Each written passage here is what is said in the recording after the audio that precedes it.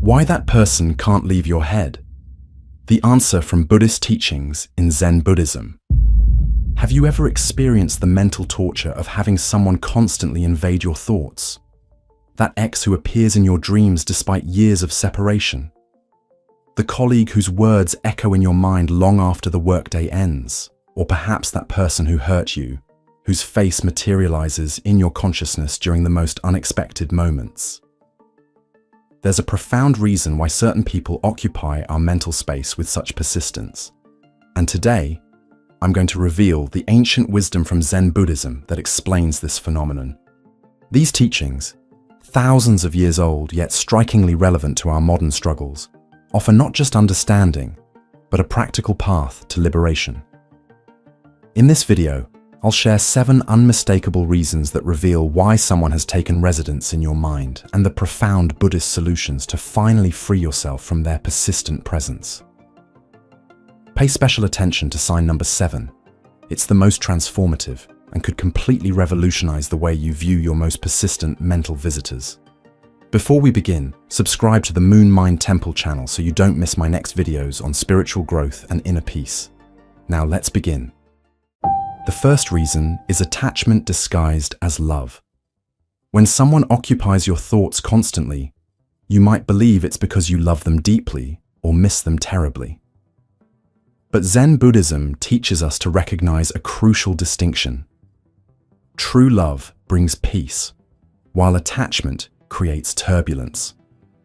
If thoughts of this person cause anxiety, jealousy, or obsessive checking of their social media, what you're experiencing isn't pure love, but a form of attachment. The Buddha taught that attachment is the root of suffering, and this applies especially to our relationships.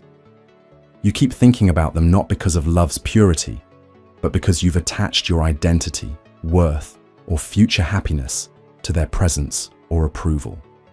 This attachment manifests as intrusive thoughts that refuse to subside. Notice how when you think of them, there's an underlying current of need or fear.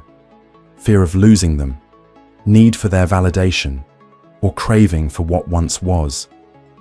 This isn't the calm appreciation of true love, but the turbulent waters of attachment. The ancient Zen masters described attachment as holding a hot coal with the intention of throwing it at someone else. You are the one who gets burned. If this person's mental presence feels more like burning than warming, you're dealing with attachment, not love. Buddhist teachings suggest that liberation comes from recognizing this distinction and practicing what they call loving kindness, a love that wishes well without needing to possess. The second reason is unresolved karma. According to Buddhist philosophy, karma isn't about punishment, but about completion, unfinished emotional business that seeks resolution.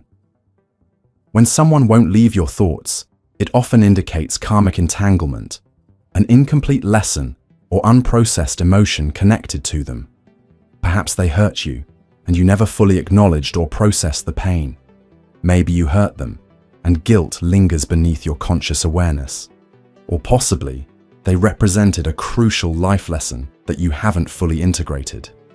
This karmic connection acts like a mental magnet, continuously pulling your thoughts toward them until the lesson is learned or the emotion is processed.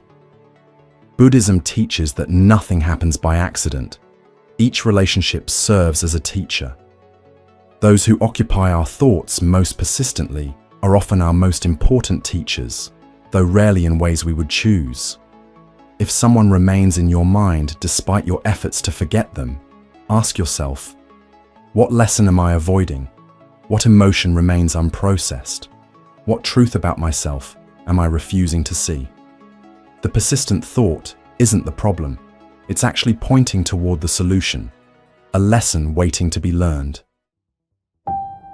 Reason number 3 concerns projection of the shadow self. Zen Buddhism, like Jungian psychology, recognizes that we all possess a shadow, aspects of ourselves that we deny or repress. Often, the people who dominate our thoughts represent projections of these disowned parts. If someone's confidence triggers constant thoughts about them, you may be projecting your own repressed confidence onto them.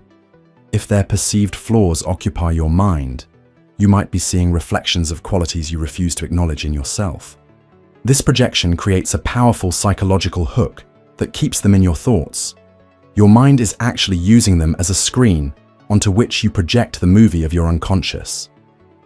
The Buddhist practice of self-inquiry involves asking, what quality in this person triggers me most? What aspect of them do I find myself constantly thinking about? The answer often reveals a disowned part of yourself seeking integration. Buddha taught that true understanding comes from recognizing that others serve as mirrors, reflecting back parts of ourselves we have yet to acknowledge. When you reclaim these projections, the person's hold on your thoughts naturally diminishes. The fourth reason involves attachment to outcome. Buddhist philosophy emphasizes that suffering comes from clinging to specific outcomes rather than accepting what is.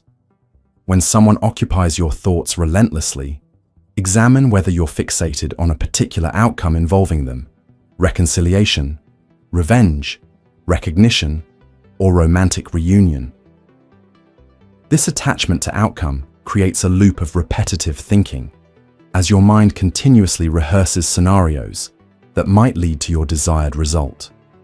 The Zen concept of beginner's mind teaches us to approach each moment freshly without predetermined expectations.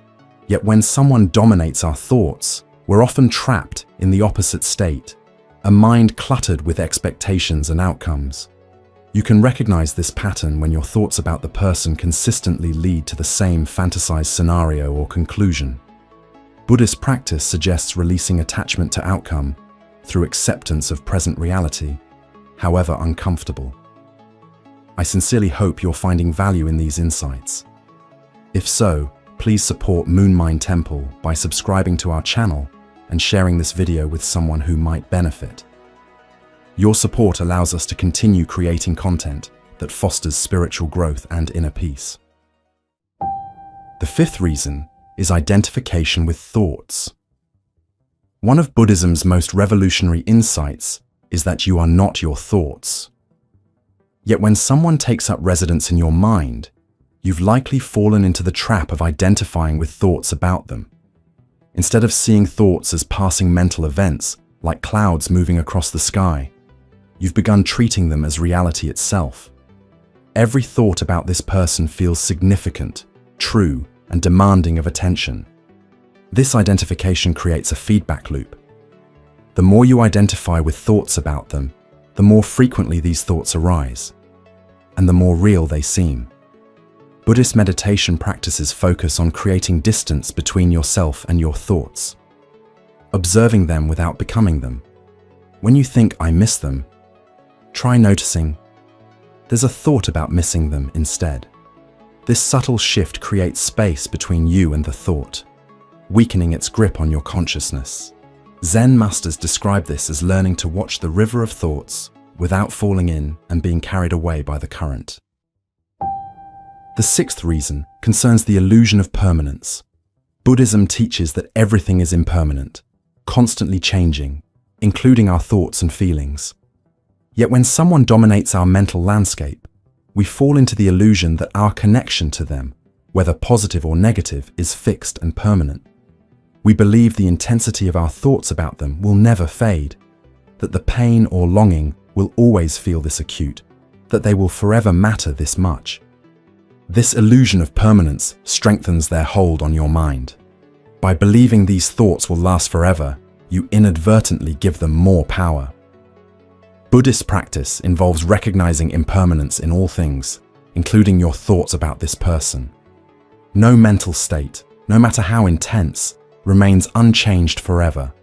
The pain of loss, the sting of betrayal, the warmth of nostalgia, all are subject to the universal law of change. When you truly understand that these thoughts too shall pass, their grip loosens naturally. As the Zen saying goes, this too will change, not as a platitude, but as a fundamental truth of existence. The seventh and most profound reason is spiritual assignment unfulfilled. From a Buddhist perspective, certain people enter our lives as spiritual assignments, souls we've agreed to encounter for mutual growth. When someone refuses to leave your thoughts despite time and distance, they may represent an incomplete spiritual assignment, a soul connection with lessons still to be integrated. This goes beyond psychological explanations into the realm of spiritual purpose. Unlike other reasons, this one asks you to consider a perspective shift. What if this person's persistent presence in your mind isn't a problem to solve, but a profound opportunity for awakening? What if their role in your consciousness is actually essential to your spiritual evolution? Buddhist teachings suggest that our most challenging relationships often contain our greatest opportunities for growth. The person who occupies your thoughts might be the exact catalyst needed for your next level of spiritual development. Rather than trying to banish them from your mind, consider what awakening they might be pointing toward. Instead of asking, "How can I stop thinking about them?" ask, "What might this persistent thought be trying to teach me?" This shift transforms the relationship from a source of suffering to a doorway to enlightenment. Perhaps they remain in your thoughts not because something is wrong, but because something important is still unfolding. In Buddhism, this represents the transition from seeing relationships as sources of pleasure or pain to recognizing them as vehicles for awakening. The way out. Now, let's discuss the Buddhist path to liberation from these persistent thoughts. First, practice mindful observation. When thoughts of this person arise, don't fight them or judge yourself for having them. Simply observe them with gentle awareness, as if watching leaves float down a stream. Notice the thought without becoming entangled in its story. According to Zen tradition, what you resist persists, but what you observe with detachment naturally transforms. Second, investigate with compassion. Ask yourself, what attachment or lesson keeps this person in my thoughts? Approach this inquiry with kindness rather than self-criticism. Buddhism teaches that wisdom arises not from harsh judgment, but from gentle curiosity. When you discover the underlying attachment or lesson, don't rush to eliminate it. Simply understand it with compassion, knowing that awareness itself begins the transformation. Third, practice letting go through acceptance.